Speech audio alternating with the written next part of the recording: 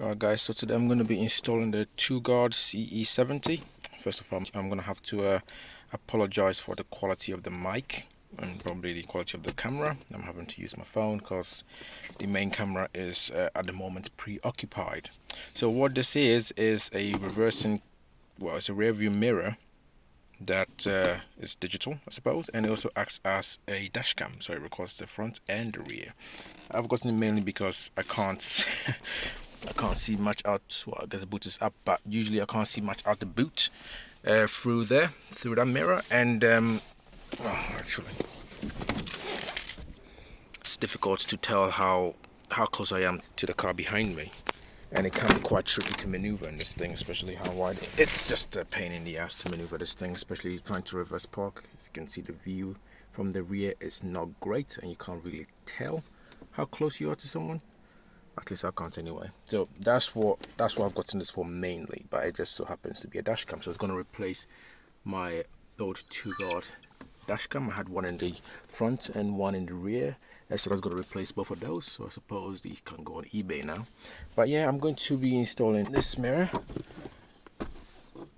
This version I got does not come with the GPS module. There are versions that do come with the GPS module. It's the exact same thing, but the GPS module is optional. So there's some that you can buy that will come with it in the box, and others like this one that doesn't. I don't really need a GPS anyway, but here it is.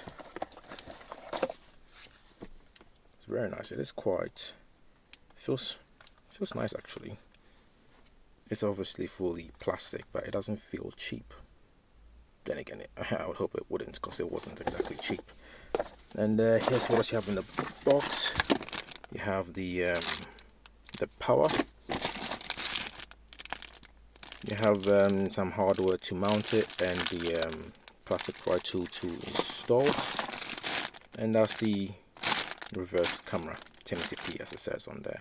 So the main camera in the head unit is 2.5K, and the camera for the rear is 1080p. So yeah, I'm just gonna install that. I'm not gonna use this power cable because I happen to have a cable already installed for the old dash cam, and that is wired into my head unit, so that keeps it powered for a little longer after I've turned the car off. So that should be handy for parking.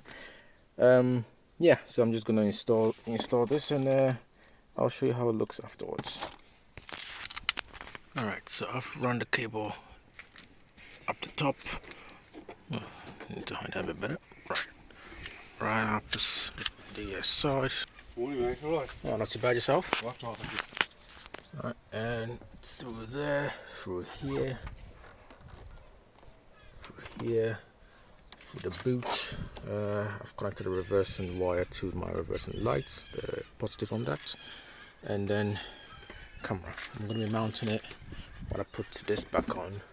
I'm going to be mounting it here so it looks out this here, so I don't have to mount it on the outside, because I don't really have anywhere to mount it, and I don't want to put it here or anyway out here, because it's going to look terrible. So I'll put it on the inside here. Alright, it's complete now. So the head unit idea didn't quite work. The head unit doesn't provide enough power to power the mirror, both cameras, the front and the rear. So I've had to reroute it from the head unit to, it's a bit of a mess in here, but into this here, and that's working just fine. So let's see how it works.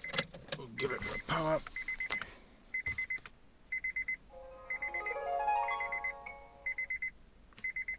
Okay, ignore the beeping. I need to keep my door open because it's really hot in here. So I've set it to default to the rear view camera, so that when you start it, it shows the rear view first. You can swipe to show both views, so that's the front and that's the rear. That's the front. You can adjust the angle like so.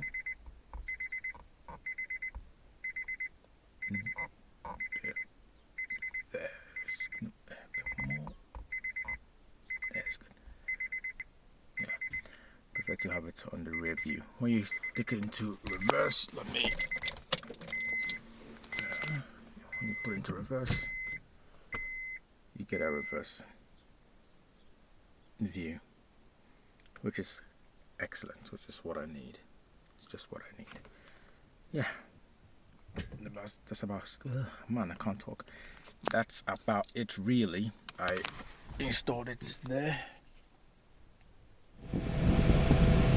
Never, well, not like I ever did, but It's a normal mirror.